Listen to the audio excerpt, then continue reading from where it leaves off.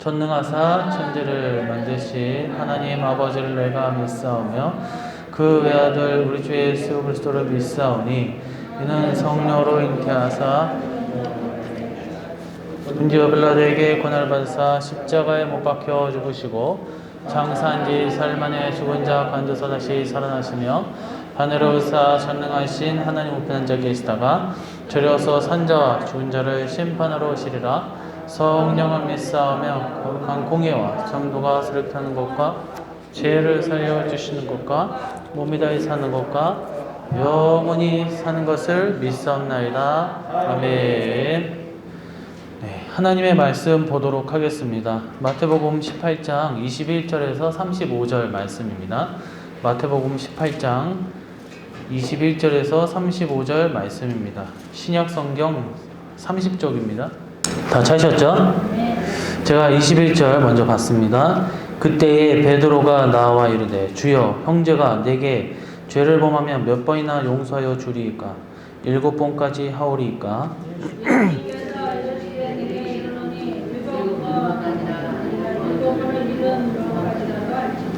그러므로 천국은 그 종들과 결산하려 하던 어떤 임금과 같으니 갚을 것이 없는지라 주인이 명하여 그 몸과 아내와 자식들과 모든 소유를 다 팔아 갚게 하라 하니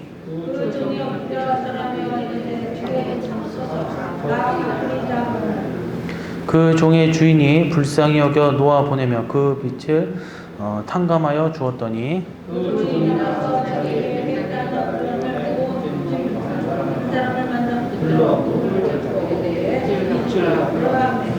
그 동료가 엎드려 간구하여 이르되 나에게 참아 주소서 갚으리다 하되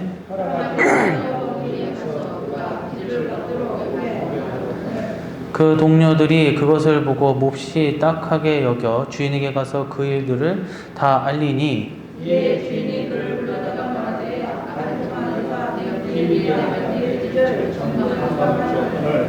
내가 너를 불쌍히 여김과 같이 너도 내 동료를 불쌍히 여김이 마땅하지 아니하냐 하고 35절 너희가 각각 마음으로부터 형제를 용서하지 아니하면 나의 하늘 아버지께서도 너희에게 이와 같이 하시리다. 아멘. 할렐루야. 오늘은 마태복음 18장 21절에서 35절 말씀을 가지고 만달란트, 1만달란트 빚진 자 비유라는 제목으로 하나님의 말씀을 전하도록 하겠습니다. 오늘 본문의 배경은 이제 베드로가 예수님께 물어보게 되죠. 만일 형제가, 여기서는 이제 어떤 친형제, 친인척도 있겠지만 이웃을 얘기하는 거겠죠. 만약에 나한테 이제 범죄할 때에 이 몇 번이나 우리가 그를 용서해야 됩니까? 라고 이제 물어보게 됩니다. 이에 대해 예수님께서는 7번, 70번씩, 7번에도 무조건 제한 없이 용서해야 된다라고 이제 말씀을 하십니다. 그리고 나서 마땅히 그렇게 해야 한 이유로서 오늘 본문 속에 포함된 이 1만 달란트 이 빚진 자라는 비유를 통해서 왜 그를 용서해야 되는지 그리고 얼마만큼 용서해야 되는지를 오늘 본문에서 이제 비유로 예수님께서 말씀하고 계십니다. 오늘 본문에 보니까 1만 달란트라는 표현이 나오는데 이 달란트는 이제 금 34kg 금덩어리 34kg를 의미합니다. 그러면 1만 달란트는 무려 340톤의 금을 얘기를 하는 거죠. 이렇게 빚지려고 해도 빚질 수가 있겠습니까? 상상이나 하겠냐고요. 이 340톤이라는 금의 그 가격만큼 빚졌다라는 거예요. 근데 여기서 중요한 것은 여기서의 빚은 단순히 어떤 재산, 돈을 얘기하는 것이 아니라 바로 인간의 죄를 상징한다라는 것이죠. 이 죄값을 뜻한다라는 거예요. 그 정도로 어떤 죄를 값을 매길 수 없는 우리가 도무지 갚을 수 없는 이 어마어마한 그런 큰 죄를 우리가 지고 산다라는 것을 상징하고 있습니다. 그런데 이를 모두 다 없던 일로 예수님께서 탕감해 주신다. 하지만 그렇게 탕감받은 자가 100데나리온 때문에 형제를 옥에 가두게 됩니다. 1데나리온은 노동자 하루 품삯인데 오늘날 한 10만 원 하나요? 그 대략 한 1000만 원 정도 되는 거예요. 하지만 이를 금 340톤과 어찌 비교할 수가 있겠습니까? 이를 통해 알 수 있듯이 오늘 말씀은 우리가 받은 예수님으로부터 하나님으로부터 받은 그 용서, 그리고 우리가 해야 할 용서와 관련되어져 있다라는 거죠. 그래서 우리가 본문을 살피면서 이제 그 내용과 그 의미를 하나씩 확인해 보도록 하겠습니다. 첫 번째로 보니까 주인이 불쌍히 여겨 탕감하였다. 26절과 27절의 말씀 보니까 그 종이 엎드려 절하며 이르되 내게 참으소서 다 갚으리이다. 무려 이 340톤의 금값을 이제 주인이 야 너 다 갚아라. 자식도 팔고 아내도 팔고 하여간 팔 수 있는 거 다 팔아서 갚아라. 이렇게 얘기를 하는 거예요. 그러니까 어떻게 해서 내가 갚을 테니까 제발 좀 참아달라 얘기를 한다는 거예요. 막 엎드리면서 막 얼굴도 보여주면서 땅에 이제 머리를 박으면서 얘기를 했겠죠. 근데 그런 모습을 보니까 이 주인이 불쌍히 여겨서 보내줬다라는 거예요. 그리고 무려 340톤의 그 일반 달란트의 그 빚을 다 탕감해 줬다라는 거예요. 오늘 본문 중 1만 달란트 빚진 자는 도저히 자기가 빚을 갚을 수가 없어요. 물론 26절에 보면 제발 좀 참아 주십시오. 내가 반드시 갚겠나이다 라고 했지만 이걸 어떻게 일평생 어떤 큰 세상말 대박을 친다 하더라도 이걸 어떻게 갚을 수가 있겠습니까? 그래서 주인이 도저히 갚을 수 없다는 것을 알기에 불쌍히 여겨서 탕감해야 된다. 다 없애졌다는 거예요. 이는 우리의 죄값을 우리 스스로 해결할 수 없는 굉장히 연약한 우리의 육신의 또 우리의 영혼을 알 수 있다는 거예요. 그럼에도 불구하고 스스로 우리의 죄를 어떻게 할 수 없는 우리를 하나님의 은혜, 예수님의 그 희생으로만 죄 용서 받을 수 있음을 의미한다는 거예요. 그래서 우리가 천국에 갈 수 있는 것, 하나님으로부터 용서를 받을 수 있는 것은 아무리 돈이 많고 아무리 뛰어난 능력이 있고 아무리 머리가 좋고 배경과 환경이 좋다 하더라도 예수님의 그 다리를 건너지 못한다면, 예수님을 통해서 가지 못한다면 우리의 죄를 탕감받을 수 없다라는 것이죠. 지금도 그렇지만 예수님의 당시 이 빚을 진 자들, 그리고 그 빚을 갚을 능력이 없는 자들은 그 자신뿐만 아니라 가족들까지 비참해진다라는 거예요. 오늘날도 마찬가지죠. 사업을 해서 실패했어요. 그러면 집에 갑자기 사람들이 쳐들어와서 빨간 딱지를 다 붙이잖아요. 다 TV도 에어컨도 소파도 분명히 내 집에 있는 거지만 내 집도 아니고 내 물건도 아니라는 거예요. 손댈 수가 없다는 거예요. 집뿐만 그 가정 자체가 풍비박산 났다라는 거예요. 그 아내나 자녀들도 옛날에는 어떻게 노비가 되는 거예요. 그래서 이 비유에 등장하는 자도 그처럼 이 처참한 처지에 놓여져 있다는 거예요. 그래서 그는 채주에게, 주인에게 엎드려서 사정할 수밖에 없는 거예요. 제발 좀 용서해달라. 시간 좀 달라. 내가 어떻게 해서든 내가 갚겠다. 어떻게 갚을 수가 있겠어?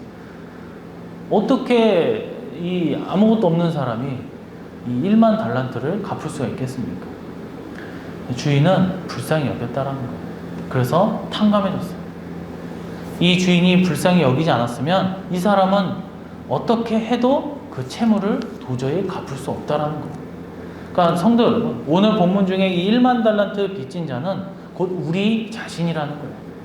우리는 우리의 죄값을 우리 스스로 해결할 수 없어요. 치를 수가 없다라는 거예요. 오로지 우리를 불쌍히 여기시는 하나님의 그 긍휼하심, 하나님의 그 은혜, 예수님의 그 희생이 없다면 우리는 죄 용서를 받을 수가 없습니다.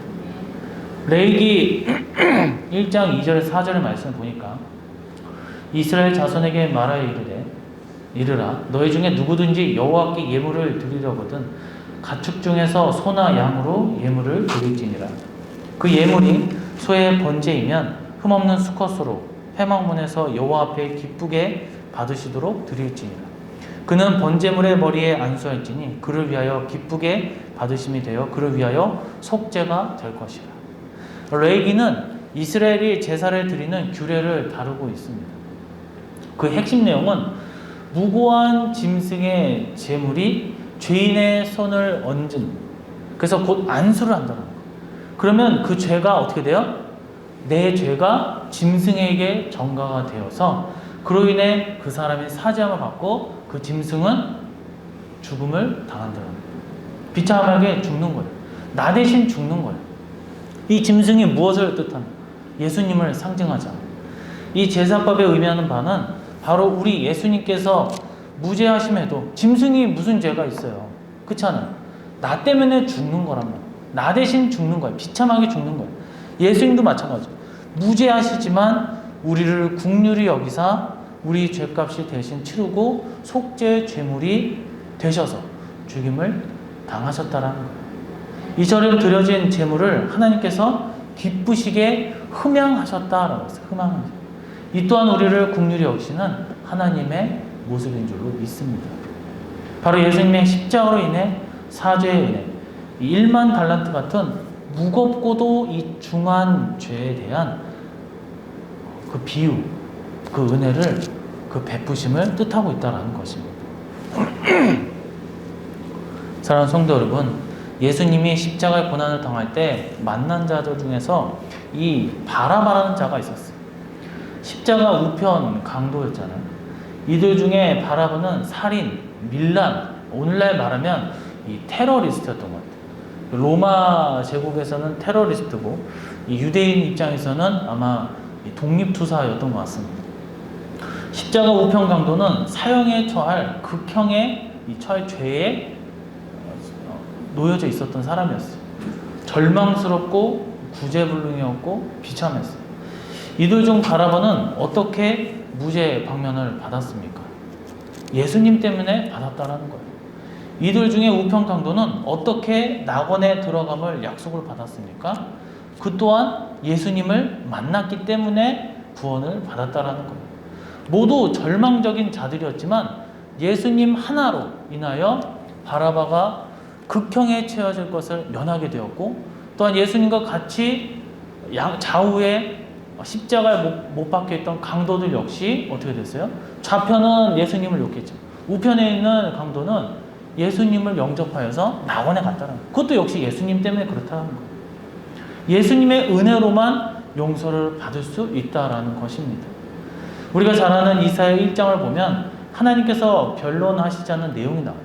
서로 이야기해보자는 것이겠죠. 그런데 그 이후의 내용을 보면 참 이상한데 1장 18절의 말씀을 보니까 10절의 말씀을 보면 여호와께서 말씀하시되 오라 우리가 서로 변론하자.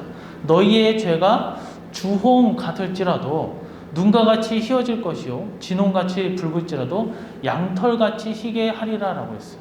그러니까 주홍 같고 진홍 같고 그러니까 빨가도 결국에는 양털이라는 거예요. 흰눈같이 된다라고 하신다는 거예요. 그런데 뭐야? 그 과정이 없어요.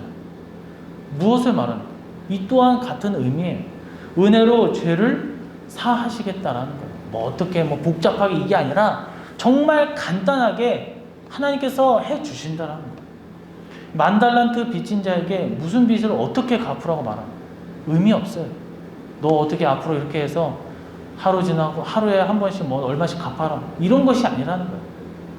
사죄의 은혜, 불쌍히 여김에는 대책이 없다라는 것이죠. 우리도 그렇습니다. 오로지 우리의 죄를 사함을 받는 것은 주님의 은혜뿐이에요. 우리가 무슨 어떤 노력을 통해서 하는 것이 아니에요. 그래서 구원이라는 것은 하나님의 전적인 소관이고 선물이라는 거예요. 하나님께서 우리를 긍휼히 여기심을 우리는 감사히 여겨야 된다는 것입니다. 이것이 우리 주님이 주신 용서의 첫 번째, 다시 말해서 10,000달란트 빚진 자의 비웃 의미가 담겨져 있다는 것입니다. 두 번째입니다. 100데나리온 빚진 자를 투옥시켰다. 28절과 30절의 말씀을 보면 그 종이 나가서 자기에게 100데나리온 빚진 동료 한 사람을 만나 붙들어 목을 잡고 이르되 빚을 갚으라 하매 그 동료가 엎드려 간구하여 이르되 나에게 참아주소서 갚으리다 하되 허락하지 아니하고 이에 가서 그가 빚을 갚도록 옥에 가두거늘. 자, 1만 달란트 빚진 자가 비유를 통해 주님의 용서의 설교를 살펴보고 있어요. 1만 달란트 빚진 자 비유 첫 번째는 뭐였어요? 그 많은 빚을 주인이 용서해주고 다 탕감해 주었다라는 거예요. 그러니까 이건 뭐예요? 하나님의 은혜로만 재용서를 받을 수 있다라는 거예요. 이제 두 번째로 1만 달란트 빚진 자가 탕감을 받았어요. 그리고 나서 그 종이 그 주인의 집에서 나왔는 왕궁에서 나왔는지 모르겠지만 밖으로 나왔어요. 그래서 이제 자기 갈 길 갔는데 자기한테도 누군가가 빚을 진 자가 있었다라는 거예요. 동료 한 사람이 있었는데 이 100데나리온을 졌는데 아까도 얘기했던 한 1000만 원 정도 되겠죠. 똑같은 상황이 펼쳐지게 있어요. 다만 좀 다르다면 뭐예요? 아까는 내가 직접 엎드린 자였는데 이제는 내가 주인처럼 이제 그 빚을 받아야 되는 자였어요. 그런데 이제 어떻게 됐습니까? 자기는 어마어마한 그 빚을 주인에게 탕감을 받았어요. 그런데 1만 달란트 빚진 자가 그 많은 빚을 지고도 주인이 불쌍히 여겨 탕감을 받은 그 은혜를 경험했지만 100 그 데나리온 빚진 자를 용서하지 아니하고, 그러니까 국률함을 베풀지 않고 감옥에 투옥시켰다라는 거. 이거 얼마나 이 어이없는 상황입니까? 자기는 어마어마한 은혜를 받았음에도 불구하고 그 고작 자기는 그 오늘날 말 금 340톤의 그 빚을 탕감을 받았는데 그거에 비하면 고작 1000만 원이잖아. 우리도 1000만 원이 크긴 하지만 이 1000만 원을 빚진 자에게 가혹하게 용서하지 아니하고 옥에 가두었다라는 거예요. 이는 하나님의 국률로 용서함을 받은 우리가 다른 이들에게 형제의 허물을 용서치 않는 얼마나 기가 막힌 일들을 우리에게 시사하는 주님의 그 비유가 아닌가 생각되어집니다. 심지어 여기서 이 만달란트 탕감을 받은 자는 자기에게 채무를 이행해야 하는 자를 찾아가서 목을 탁 잡았다는 거예요. 이 폭력을 행사한 거죠. 목을 잡고 빚을 갚으라라고 하자 제발 좀 참아주세요. 내가 어떻게 해서 갚겠습니까? 그걸 거절했어요. 말도 안 되는 소리 하지 마. 너는 옥에 가둬버려. 여기서 목을 잡고로 번역된 원문표는 이 푸니고라는 단어를 쓰는데 얼마나 세게 하는 목을 잡는 거냐면 질식시키다, 그리고 숨막히게 하다, 목을 조르다 등의 의미가 있다. 단순히 성경에서는 목을 잡다라고 했지만 단순히 잡는 게 아니라 굉장히 세게 제압을 했다라는 거예요. 폭력을 가했다라는 거예요. 굉장히 악한 사람이죠. 이 같은 본문의 예수님의 말씀은 우리가 하나님의 은혜로 재용서함을 받고 형제의 허물에 대해 얼마나 잔인하고 무자비하고 용서가 없는지 그런 인생을 우리 비유를 통해서 예수님께서 말씀하셨다는 것. 이 구약 성경의 출애굽기나 레위기, 신명기 등을 보면 안식년, 이 희년 규례에 대해 기록하고 있는데 이스라엘 가운데서도 살다 보면 당연히 가난해지고 경제적으로 어려워져서 빚을 주기도 하고 또 주기도 하고 지기도 하겠죠. 그런데 빚을 갚을 형편이 못 되면 이 자기 몸이 구속되어 종으로 살아가게 됩니다. 우리나라도 옛날에 그런 경우 있었죠. 하지만 그 모든 책무는 안식년까지 끝나고 혹시라도 땅이나 집이 저당 잡혔어도 희년에는 모든 게 다 회복한다라는 거예요. 이는 죄에 대한 용서와 연결되어지는 거죠. 우리도 그렇습니다. 죄를 짓거나 형제를 억울하게 하거나 이 고통스럽게 한다면 그에 대한 책임이 따라요. 하지만 그로 인해 영원히 잘못한 자를 고통스럽게 해서는 안 된다라는 거예요. 놓아주고 용서해주고 풀어주어야 된다라는 거예요. 하지만 우리는 이 만달란트 빚진 자처럼 예수님의 국률로 용서를 받았어요. 그럼에도 불구하고 우리의 형제의 허물을 잔인하게 물어뜯고 놓아주지 아니하는 혹시 우리가 살아가면서 그 모습은 없었습니까? 우리가 이를 돌아봐야 할 줄로 믿습니다. 이 최근에 보면 유행하는 말 예전부터 유행하지만 이 분노 조절 장애라는 말이 있어요. 분노 조절 장애. 몸이나 정신에 문제가 있는 장애가 아니라 이 자기 감정을 추스리지 못하는 거예요. 막 참지 못하고 조절하지 못해요. 근데 이들은 과도한 분노 표현을 뭐 심지어 막 정신적, 뭐 신체적, 물리적 측면으로 다양한 영역의 그 문제를 막 표출한다라는 거예요. 그런데 이는 몇몇 보기 드문 사람들의 이야기가 아니라 현대인들의 주변을 살펴보면 얼마나 막 화를 내고 막 때려 부시고 이런 사람들 얼마나 많아요. 예민해지고 분노, 폭력적인 언행, 참지 못한 사람 얼마나 많습니까? 근데 중요한 사실은 이처럼 사람들이 예민해지고 분노하며 폭력적인 언행을 내뱉는 대상은 이 자기 상관, 어떤 힘 있는 자한테는 찍소리도 못해요. 누구한테 합니까? 힘없는 자들, 자기 가족들, 연약한 자들, 가까운 자들한테 그런 모습을 보인다라는 거예요. 막 깡패한테 그런 모습 보입니까? 힘 있는 자, 무서운 사람들한테 그런 모습 보이나요? 그렇지 않아요. 이로 인해 자기 감정을 컨트롤하지 못하는 결과가 결국 끔찍한 비극을 낳는 경우도 있다라는 거예요. 오늘 말씀에서 만달란트 이 빚진 자의 비유의 의미도 이와 관련 지을 수 있습니다. 자기가 사랑하고 용서하고 품어주어야 할 내 사람들, 근데 그것을 용서하지 않고 숨통을 조이고 목을 조이는 일을 자행하는 것을 한번 보세요. 그리고 우리가 그렇게 하지 않는지는 우리가 스스로 한번 돌아봐야 된다는 거예요. 우리는 주님의 은혜를 받았습니다. 이제 우리가 예수님의 우리에게 베푸신 그 은혜를 다른 이들에게 보여주어야 되고 베풀어야 될 줄로 믿습니다. 세 번째입니다.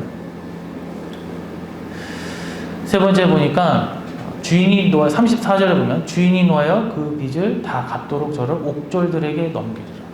세 번째는 이 옥졸들에게 넘겨졌다 했어요. 옥졸들에게 넘겨졌다. 만달란트의 빚진 자 비유를 통해 주님의 그 용서를 우리가 살펴보고 있는데 이 의미의 첫 번째는 많은 빚을 지었지만 주인이 불쌍히 여겨서 그 종이 갖고 있는 그 빚을 탕감해 주었다. 사람이 힘으로 도저히 할 수 없는 그 죄를 하나님께서는 예수님을 통해서 그 은혜로 용서해 주셨다 그랬어요. 아무 대가 없이 우리가 뭐 얼마를 드려야 되고 뭐를 갖다 바쳐야 돼서 용서를 받는 것이 아니라 하나님이 아무 대가 없이 내가 예수님만을 영접한다면 용서해 주신다라는 거예요. 두 번째는 뭐예요? 내가 그렇게 큰 은혜를 받았지만 오히려 그 100데나리온 때문에 우리 다른 형제를 똑같이 예수님처럼 용서해야 되는데 탕감해 줘야 되는데 더 악하게 하는 모습을 보았습니다. 이제 세 번째 뭐예요? 이렇게 무자비한 자에 대한 주인이 놓아여 빚을 갚도록 다시 옥졸들에게 넘겨버리는 내용이 나옵니다. 이는 국률이 없는 자를 예수님께서 심판하심을 의미합니다. 여러분 여기 비유에 1만 달란트 빚진 자를 탕감한 사람의 입장이 되어 보세요. 얼마나 기가 찰 노릇입니까? 자기에게 큰 빚을 지고 울고 불고 사정하던 자가 용서를 받자마자 탕감을 받자마자 나가서 자기의 빚이 어마어마한데 겨우 그 100데나리온 때문에 다른 사람의 목을 심하게 조르고 용서하지도 않고 기한을 주지도 않고 기회를 주지도 않았어요. 그리고 옥에 가둬버렸다라는 거예요. 이 주인은 용서, 자비, 국률이 큰 만큼 정의로운 사람, 공의로운 사람이라는 거예요. 그래서 어떻게 돼요? 그토록 배은망덕하고 몰인정하고 무자비한 자를 옥졸들에게 넘겼다라고 했습니다. 여러분 여기서 옥졸들이란 이 바사니스테스라고 하는 단어인데 이 단어는 간수 그리고 고문하는 자, 신문하는 자라는 의미가 있어요. 그러니까 그냥 감옥을 단순히 지키는 자가 아니라 철저하게 조사를 하는 거예요. 철저하게 신문하고 철저하게 고문해서 사실을 다 내뱉게 만든 거예요. 왜 그런 빚을 졌는지 하면서 예전에는 아무 물어보지도 않고 다 탕감해 주셨는데 이제는 어떻게 해요? 너의 행동이 너무나도 악하니까 낱낱이 다 밝혀서 다 그 죄를 다 묻겠다 이거예요. 철저하게 계산해서 자비 없이 책임지게 만들어지겠다는 거예요. 340톤의 그 금값을 갚으라 이거예요. 다 달란트로. 사람이 어떻게 갚을 수 있겠습니까? 이것은 그건 뭐예요? 우리의 인생의 그 죄를 갚을 수가 없어요. 그러니까 어떻게 그것을 떠안고 같이 가. 지옥의 형벌이 기다리고 있다라는 것을 예수님께서 시사하고 있다라는 것입니다. 이처럼 주님은 국률 없는 자를 심판하십니다. 아주 철저하게 심판하시는 거예요. 예레미야 34장 20절에서 22절의 말씀을 보면 내가 그들의 원수의 손과 그들의 생명을 찾는 자의 손에 넘기리니 그들의 시체가 공중의 새와 땅의 짐승의 먹이가 될 것이며 또 내가 유다의 시드기야 왕과 그의 고관들을 그의 원수의 손과 그의 생명을 찾는 자의 손과 너희에게서 떠나간 바벨론 왕의 군대의 손에 넘기리라. 여호와의 말씀이니라. 보라, 내가 그들에게 명령하여 이 성읍에 다시 오게 하리니 그들이 이 성을 쳐서 빼앗아 볼살을 것이라. 내가 유다의 성읍들을 주민이 없어 처참한 황무지가 되게 하리라. 얼마나 끔찍합니까? 다 불태워버렸다는 거예요. 이 말씀의 배경은 유다 말기 이스라엘 사람들이 안식년, 그런 희년, 다시 말해서 아까 뭐라 했어요?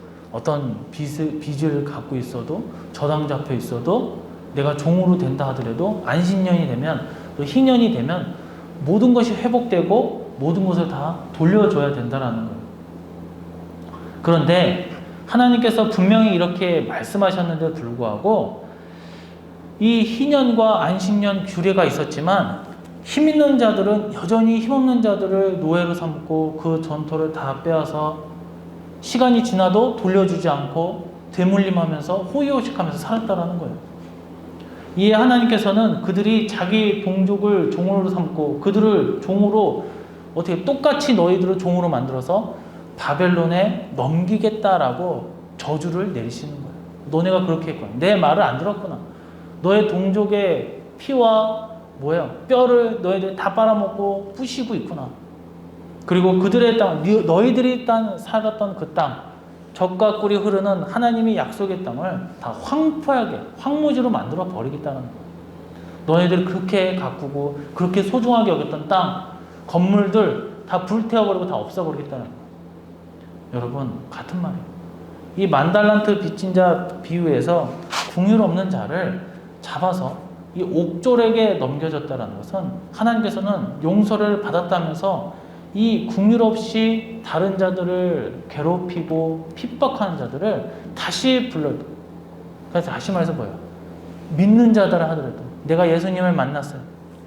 그러나 그가 변절해서 겉으로는 양의 탈을 쓰지만 속에는 늑대의 삶을 살아가고 있다면 아무리 구원을 받았다 하더라도 아무리 세례를 받고 아무리 직분자라 하더라도 목사, 장로, 권사 이런 거 할 거 없이 다 심판대에 올려보내서 지옥의 형벌을 맛보게 하겠다라는 거예요. 고대 아테네 의회 진영 중에 한 의원이 갑자기 막 소리를 지른 거예요.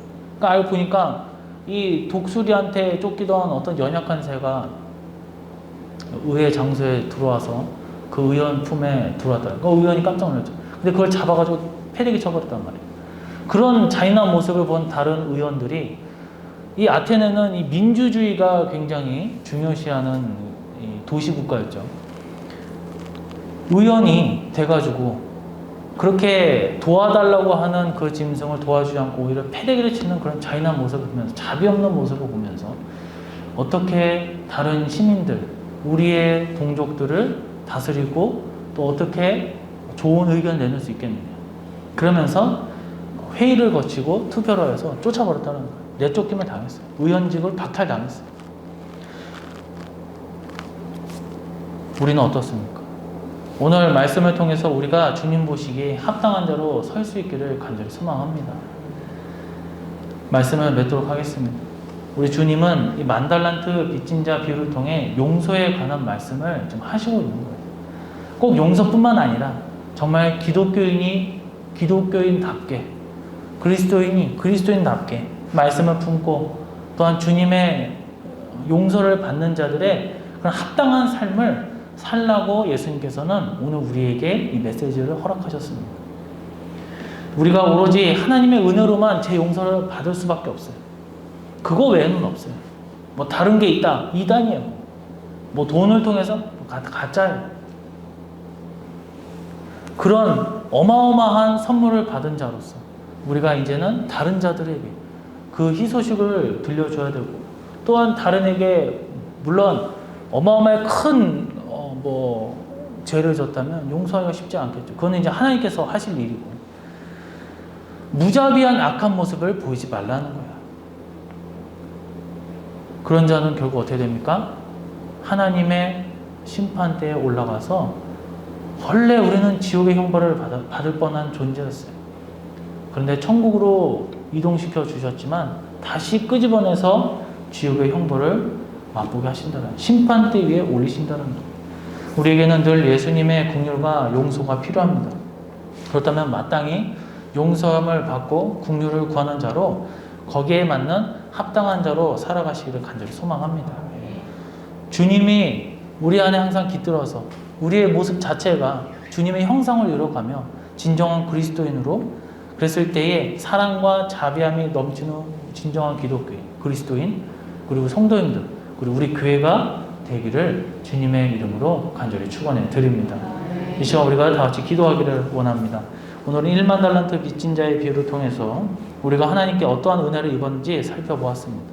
우리의 삶을 뒤돌아보게 하시고 주님의 사랑과 은혜를 늘 기억하면서 우리 역시도 우리 주변에 말씀에 입각한 선하고 착한 행위로 인생 속에서 하나님 앞에 사람들에게 인정받으며 십자가의 그 향기를 뿌리는 주님의 자녀들이 될 수 있게 달라고 이 시간 주여 삼창 부르시고 기도하도록 하겠습니다. 이제는 우리를 구원하신 예수 그리스도의 사랑과 그 십자가의 은혜와 성부 하나님의 우리를 향하신 구원의 과정과 우리 가운데 늘 역사하시고 늘 움직이시는 성령님의 은혜와 그 축복하신 그리고 보호하심이 우리 대한민국과 고양시와 운봉동 그리고 우리 교회 성도님들 각 가정과 기업들 머리 위에 영원토록 함께 있을지어다. 아멘.